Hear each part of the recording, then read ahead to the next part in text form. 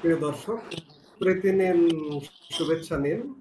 আমাদের আজকের অনুষ্ঠানে উপস্থিত আছেন 2024 সালের 23 অক্টোবর শেখ হাসিনার সরকারের পতনের মাত্র 2 মাস হতে চলছিল। তখন যুক্তরাষ্ট্রের প্রভাবশালী টাইম ম্যাগাজিন ওই দিন শেখ হাসিনাকে নিয়ে প্রকাশ করে বিশেষ এক কভার স্টোরি, যার শিরোনাম ছিল how Bangladesh ousted leader Sheikh Hasina could stage an unlikely comeback.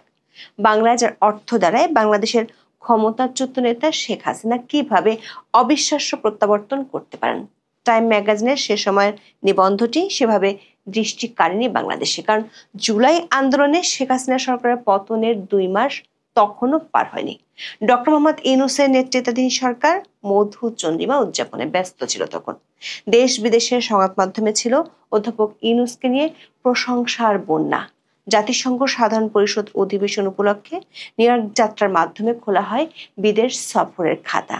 এমন এক আনন্দঘন পরিবেশের মাঝে এমন খবর আলোচনায় আসবে না, সেটাই ছিল স্বাভাবিক। উল্টো সরকার সমর্থকেরা শুরু থেকেই দাবি করছেন বাংলাদেশে আওয়ামী লীগ এবং শেখ হাসিনার অধ্যায় শেষ। তবে টাইমের 1 বছর আগের কভার স্টোরিতে দেয়া কিছু ইঙ্গিত মিলে যাচ্ছে বা মিলতে শুরু করেছে। আকস্মিকভাবে বিশ্ব মিডিয়ায় একের পর এক প্রকাশ হচ্ছে শেখ হাসিনার সাক্ষাৎকার, তাকে নিয়ে আবার হচ্ছে কভার স্টোরিও।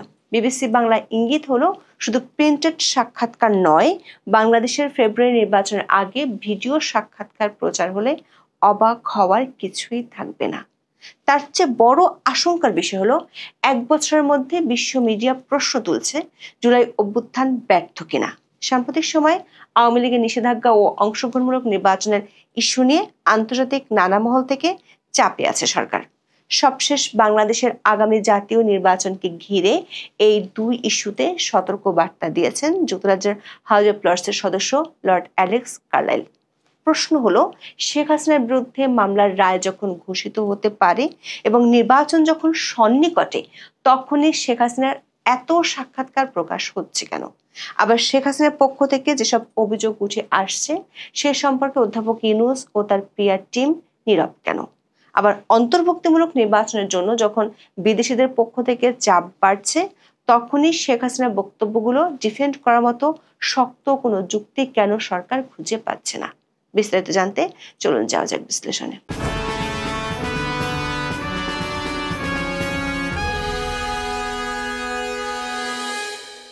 অন্তর্বর্তী সরকার ক্ষমতা নেওয়ার পর থেকেই তার মিত্ররা দাবি করছেন বাংলাদেশের শেখ হাসিনা এবং আওয়ামী লীগের অধ্যায় শেষ। তবে প্রায় 15 মাসে সরকার এবং তাদের সমর্থকদের আওয়ামী লীগকে নিয়ে সবচেয়ে বেশি ব্যস্ত দেখা গেছে। দলটির কার্যক্রম নিষিদ্ধ করা হয়েছে এবং তারা নির্বাচনে অংশ নিতে পারবে না বলে জানানো হয়েছে। আন্তর্জাতিক অপরাধ আদালতে চলছে শেখ হাসিনা সহ দলের শীর্ষ নেতাদের বিচার। সারা দেশে নেতাকর্মীদের বিরুদ্ধে হয়েছে হাজার হাজার মামলা। তবে এরই মাঝে ধীরে ধীরে আওয়ামী লীগের সক্রিয়তা বাড়ছে। ঢাকা সহ সারা দেশে চলছে ঝটিকা মিছিল।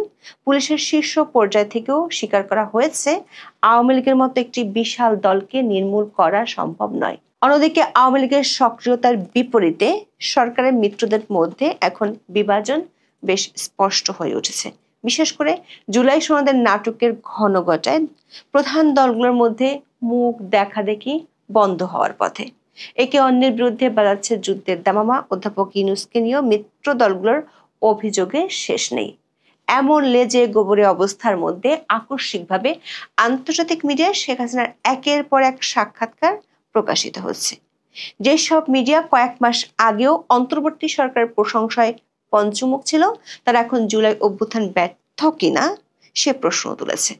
অধ্যাপক ইউনূস ক্ষমতা নেওয়ার শুরু থেকেই অন্তর্বর্তী সরকারের মিত্রের ভূমিকা নেয় যুক্তরাজ্যের প্রভাবশালী দৈনিক দ্য ফিনান্সিয়াল টাইমস। বিভিন্ন সময়ে আওয়ামী লীগ সরকার অনিয়মের অভিযোগ নিয়ে প্রকাশিত হয়েছে প্রতিবেদন। আবার প্রধান উপদেষ্টার একাধিক সাক্ষাৎকারও প্রকাশ করে পত্রিকাটি। কিংস পার্টি এনসিপি গঠনের আনুষ্ঠানিক ঘোষণাটিও প্রথম এই পত্রিকার মারফতে দেন অধ্যাপক ইউনূস। গত জানুয়ারিতে সুইজারল্যান্ডের দাভোস সফরের সময় এক সাক্ষাৎকারে তিনি এই ঘোষণা দেন। এই সাক্ষাৎকারে 1 মাসের মধ্যে নাহিদ ইসলামের নেতৃত্বে আনুষ্ঠানিক যাত্রা শুরু করে এনসিপি।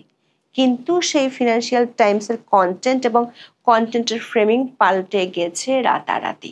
অন্তর্বর্তী সরকার এবং অধ্যাপক ইউনূসের এমন ঘনিষ্ঠ পত্রিকাটিতেই এখন জুলাই অভ্যুত্থান ব্যর্থ কি না সেই প্রশ্ন তোলা হয়েছে।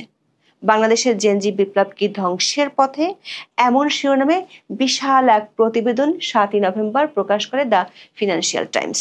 এতে বলা হয়, শেখ হাসিনার পতনের 1 বছরের বেশি সময় পর ছাত্র আন্দোলন থেকে বাস্তব পরিবর্তনের সম্ভাবনা হারিয়ে যাচ্ছে। প্রতিবেদনে বলা হয়, ছাত্র আন্দোলনটি নতুন মুখ নিয়ে নতুন রাজনৈতিক সমঝোতার সম্ভাবনার কথা বলতো এখন তার উপর থেকে বিশ্বাস উঠে যাচ্ছে, কারণ বহুদিন ধরে দেশকে নিয়ন্ত্রণ করার প্রতিষ্ঠিত রাজনৈতিক শক্তিগুলো আবার প্রভাব বিস্তার করছে। বাংলাদেশে বিভাজনমূলক ধর্মীয় সহিংসতা এখন সাধারণ ঘটনায় পরিণত হয়েছে। বাড়ছে উগ্রপন্থী ইসলামী ব্যবস্থার আশঙ্কা। অদ্ভুত ব্যাপার হলো, আওয়ামী লীগের প্রতি নমনীয় সুরও দেখা গেছে প্রতিবেদনে। বলা হয়েছে, দলটি তাদের বেশ কিছু নেতাকর্মী হত্যাকাণ্ডের শিকার বলে দাবি করছে। অধ্যাপক ইউনূস নিজেও ক্ষমতার অপব্যবহার ও আইনের অপপ্রয়োগের অভিযোগের মুখোমুখি। তার সরকার আওয়ামী লীগকে ফেব্রুয়ারিতে অনুষ্ঠেয় নির্বাচনে নিষিদ্ধ করেছে। অভ্যুত্থানের সাফল্য নিয়ে গুরুতর শঙ্কা জানিয়ে দ্য ফিনান্সিয়াল টাইমস লিখেছে, কেউ কেউ এখন মনে করছেন বিপ্লবটি একটি ভুয়া সকালের সূচনা বলে মনে হচ্ছে। Bangladesh institute of peace and security স্টাডিজের সিনিয়র ফেলো শফকাত মুনির পত্রিকাটিকে বলেন, আমাদের একটি বিরল জাতীয় ঐক্যের মুহূর্ত ছিল, আর এখন সেটি সম্পূর্ণ শেষ হয়ে গেছে। আমরা পুরোপুরি বিভক্ত, একে অন্যের সঙ্গে লড়াই করছি। প্রতিবেদনে অভ্যুত্থানের শক্তির প্রতিশোধ পরার মনোভাব নিয়েও প্রশ্ন তোলা হয়। পত্রিকাটি লিখেছে, রাজধানীর রাস্তাঘাটে স্বেচ্ছা নির্বাসিত শেখ হাসিনার বিরুদ্ধে প্রতিশোধ নেয়ার ক্ষুধা স্পষ্টভাবে দৃশ্যমান। ব্যানারে দেখা যায় সাবেক শাসকের ছবি, গলায় ফাঁসির দড়ি। দর্শক, এমন এক দৃশ্য 7ই নভেম্বর বিএনপির বিপ্লব ও সংহতি দিবসের কর্মসূচিতেও দেখা গেছে। এতে জেলের ভিতরে শেখ হাসিনা সহ আওয়ামী লীগ নেতা কর্মীদের রাখা বিকৃত প্রতিকৃতি নিয়ে সমালোচনা চলছে সোশ্যাল মিডিয়ায়। ফিনান্সিয়াল টাইমসের প্রতিবেদনটিতে একতরফা নির্বাচনের বিরুদ্ধে শেখ হাসিনার বক্তব্য তুলে ধরা হয়। অন্যদিকে মানবাধিকার সংস্থাগুলোর বরাত দিয়ে বলা হয়, রাজনৈতিক বিরোধীদের আইনি অধিকার দমনে অন্তর্বর্তী সরকার সীমা ছাড়িয়ে গেছে। কিছুদিন আগেও অন্তর্বর্তী সরকারের সোচ্চার সমর্থক হিসেবে পরিচিত ছিল দ্য ফিনান্সিয়াল টাইমস, অথচ প্রতিবেদনের শেষে তারা তুলে ধরেছে চূড়ান্ত হতাশা। পত্রিকাটি লিখেছে, অন্তর্বর্তী সরকার প্রধানের আবাসস্থল যমুনার হলঘরগুলোতে গর্বের অনুভূতি থাকলেও দেশের সামনে এখন টান টান নির্বাচনী উত্তাপ। এর চাপ, ক্লান্তি ও হতাশায় ইউনূস ও তার দলের মন ভারী। তার ঘনিষ্ঠ এক উপদেষ্টা বলেন, আমি শুধু আশা করি ইতিহাস অধ্যাপক ইউনূসের প্রতি সদয় হবে। দর্শক, গত কয়েক মাস ধরে অন্তর্বর্তী সরকারের ঘনিষ্ঠ হিসেবে পরিচিত আন্তর্জাতিক বিভিন্ন মিডিয়ায় একই ধরনের হতাশা লক্ষ্য করা যাচ্ছে। বিশেষ করে গত আগস্ট থেকেই দেখা যাচ্ছে হাওয়া বদল। অন্তর্বর্তী সরকারের বর্ষপূর্তি উপলক্ষে 10ই আগস্ট একটি বিশেষ প্রতিবেদন প্রকাশ করে BBC world. Jubilant since but bumpy road ahead in post Hasina Bangladesh শিরোনামের এই প্রতিবেদনের অর্থ উল্লাসমুখর দৃশ্য, তবে হাসিনা পরবর্তী বাংলাদেশে সামনের পথ কণ্টাকীর্ণ। এই প্রতিবেদনের পরতে পরতে ছিল 1 বছরের সরকারের ব্যর্থতার খতিয়ান। এমনকি সরকার এক সময়কার ঘনিষ্ঠরাও অভিযোগ করেন, পরিস্থিতির উন্নতি হওয়ার বদলে আরো খারাপ হচ্ছে। বিবিসির প্রতিবেদনে বলা হয়, শেখ হাসিনা সরকারের পতন ও নতুন ভবিষ্যতের প্রতিশ্রুতির বার্ষিকী উদযাপন করতে এই সপ্তাহে হাজারো মানুষ ঢাকার কেন্দ্রস্থলে জড়ো হয়েছিলেন। মুষলধারে বৃষ্টির মধ্যে অন্তর্বর্তী সরকার প্রধান মোহাম্মদ ইউনূস, বিভিন্ন রাজনৈতিক দলের নেতা এবং কর্মীরা নতুন বাংলাদেশ করার পরিকল্পনা ঘোষণা করেন। কেউ কেউ একে দ্বিতীয় স্বাধীনতা হিসেবে আখ্যা দিচ্ছেন। তবে গত 12 মাসের চিত্র এই উল্লাসমুখর দৃশ্যের সঙ্গে পুরোপুরি মানানসই নয়। মানবাধিকার সংস্থাগুলো বলছে, এ সময় গণপিটুনিতে হত্যা, মব সন্ত্রাস, প্রতিশোধমূলক হামলা ও ধর্মীয় চরমপন্থার পুনরুত্থান ঘটেছে। এটি গণতন্ত্রের পথে যাত্রা বাধাগ্রস্ত করতে পারে। বিবিসির মতো আল জাজিরাও আগস্টে ইউনূস সরকারের ব্যর্থতার খতিয়ান তুলে ধরে বিশাল প্রতিবেদন প্রকাশ করেছে। শেখ হাসিনার পতনের বর্ষপূর্তিতে আশা ও অচলাবস্থার সন্ধিক্ষণে বাংলাদেশ শিরোনামের প্রতিবেদনে বলা হয়, বিক্ষোভকারীরা চেয়েছিলেন সত্যিকারের পরিবর্তন, অথচ রাজনৈতিক দলগুলো ক্ষমতার জন্য প্রতিযোগিতায় জড়িয়ে পড়া এবং সংস্কারের অঙ্গীকার টলমল হয়ে পড়ায় তৈরি হয়েছে অস্থিতিশীলতার আশঙ্কা। এই আল জাজিরা এবং বিবিসি ওয়ার্ল্ডে কয়েক মাস আগেও সাবেক আওয়ামী লীগ সরকারের বিরুদ্ধে অভিযোগ ধারাবাহিকভাবে প্রচারিত হতে দেখা গেছে। ইউনূস সরকারের প্রতি তাদের প্রাণ খোলা সমর্থনের বিষয়টিও ছিল স্পষ্ট। তবে বছর প্রতি অন্তর্বর্তী সরকার নিয়ে চরম হতাশা শুরু হয়। এমন তালগোল পাকানো পরিস্থিতির আশঙ্কা ঠিক 1 বছর আগে জানিয়েছিল যুক্তরাষ্ট্রের প্রভাবশালী টাইম ম্যাগাজিন। এতদিন পর দেখা যাচ্ছে তাদের পূর্বাভাস সত্যি প্রমাণিত হচ্ছে। 2024 সালের 23 অক্টোবর টাইমের প্রতিবেদনে বলা হয়, অন্তর্বর্তী সরকারের ব্যর্থতা এবং মিত্রদের হানাহানির কারণে আবার শক্তিশালী প্রত্যাবর্তন ঘটতে পারে শেখ হাসিনার। প্রতিবেদনে বলা হয়, শেখ হাসিনার প্রস্থান নিয়ে প্রথমে উচ্ছ্বাস দেখা দিয়েছিল, তবে এখন দেশ কোন পথে যাবে তা নিয়ে কোলাহল ও ঝগড়ায় রূপ নিয়েছে। সংস্কারপন্থীরা বড় ধরনের সংকটে আছেন। কার্যকর সংস্কার বাস্তবায়ন এবং নিপীড়নের জন্য দায়ীদের জবাবদিহিতা আনতে সময় লাগবে। অর্থনৈতিকভাবে ভুগতে থাকা দিক নির্দেশনাহীন দেশ দ্রুত ধৈর্য হারাবে। অস্থিরতা ও অচলাবস্থা চলতে থাকলে বিপর্যস্ত জনগণ শেখ হাসিনার রেকর্ডের দিকে হয়তো আরো সহানুভূতির সঙ্গে ফিরে তাকাবে। টাইমের প্রতিবেদনে উইলসন সেন্টারের দক্ষিণ এশিয়া ইনস্টিটিউটের পরিচালক মাইকেল কুগেলম্যান বলেন, শেখ হাসিনার প্রত্যাবর্তন খুবই বিশ্বাসযোগ্য সম্ভাবনা। দক্ষিণ এশিয়ার পরিবার কেন্দ্রিক রাজনীতির ইতিহাসে দেখা যায়, তারা যতই ভেঙে পড়ুক না কেন কখনোই পুরোপুরি খারিজ হয়ে যায় না। অনেকেই মনে করেন টাইমসের ইঙ্গিতটি তখন একেবারেই কেউ আলোচনায় নিতে চায়নি, কিন্তু আন্তর্জাতিক প্রভাবশালী সংবাদ মাধ্যমে গত 1 সপ্তাহ ধরে শেখ হাসিনার একের পর এক সাক্ষাৎকার প্রকাশের ঘটনায় তার সক্রিয়তার ইঙ্গিতটি পরিষ্কার। এএফপি, রয়টার্স এবং দ্য ইন্ডিপেন্ডেন্টে একই দিনে 3টি সাক্ষাৎকার প্রকাশ নিয়ে সরকারের ভেতরেও অস্থিরতা বেড়েছে। এরই মধ্যে যুক্তরাজ্যের প্রভাবশালী দ্য উইকের ছাপা সংস্করণে প্রকাশ হয়েছে শেখ হাসিনার একটি লেখা।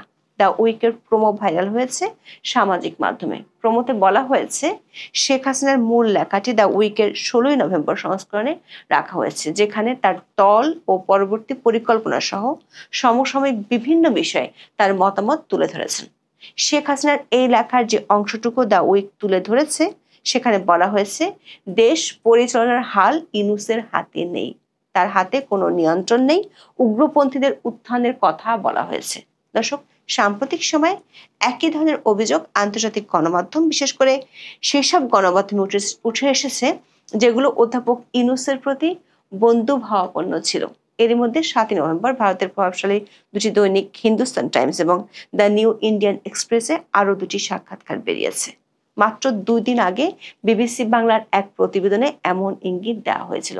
ওই প্রতিবেদনে বলা হয়েছিল, শিগগিরই তার ভিডিও সাক্ষাৎকারও দেখা গেলে অবাক হওয়ার কিছুই থাকবে না। এই দুটো পত্রিকায় শেখ হাসিনা তার বিরুদ্ধে ওঠা অভিযোগগুলো, বিশেষ করে জুলাই আন্দোলনের শিক্ষার্থী হত্যা, আওয়ামী লীগের নিষেধাজ্ঞা, আগামী সংসদ নির্বাচন, এমনকি বিদেশি হস্তক্ষেপ নিয়েও কথা বলেছেন। তিনি নির্বাচনে অংশ নেয়ার ইচ্ছা, নিজের দলের কার্যক্রমে নিষেধাজ্ঞা দেওয়ার বৈধতা মোহাম্মদ ইউনূসের সরকারে রয়েছে কিনা তা নিয়েও তুলেছেন প্রশ্ন। শেখ হাসিনা আগের 3টি সাক্ষাৎকারের মতো দাবি করেছেন, সরকার প্রধান হিসেবে জুলাই আন্দোলনের সময় নেতৃত্বের দায় তার উপর বর্তায়। তবে প্রাণহানির ঘটনা এড়ানোই ছিল তার উদ্দেশ্য। তিনি বলেছেন, নিরাপত্তা বাহিনীকে সরাসরি আদেশ বা নির্দেশ দিয়েছেন এমন ধারণা ভুল। সৎ মনোভাব নিয়ে সব পদক্ষেপ নেওয়া হয়েছে। প্রাণহানি নিয়ে জাতিসংঘের প্রতিবেদনের উপর এক প্রশ্ন জবাবে শেখ হাসিনা বলেন, অন্তর্বর্তী সরকার অপপ্রচার চালাতে জাতিসংঘের প্রতিবেদনকে প্রভাবিত করেছে। তিনি জাতিসংঘের রিপোর্টের তথ্যের সাথে সরকারি তথ্যের গড়মিলের কথা তুলে ধরেছেন। দ্য ইন্ডিয়ান এক্সপ্রেসকে দেওয়া সাক্ষাৎকারে নির্বাসিত আওয়ামী লীগ সভানেত্রী বলেছেন, তার দল আন্তরিকভাবে চায় আসন্ন জাতীয় সংসদ নির্বাচনে অংশ নিতে। তবে তিনি অভিযোগ করেন, বর্তমান অন্তর্বর্তীকালীন সরকার তাদের রাজনৈতিক কার্যক্রমে নিষেধাজ্ঞা দিয়ে রেখেছে। এই পদক্ষেপ গভীরভাবে অগণতান্ত্রিক এবং বাংলাদেশের সংবিধানের লঙ্ঘন।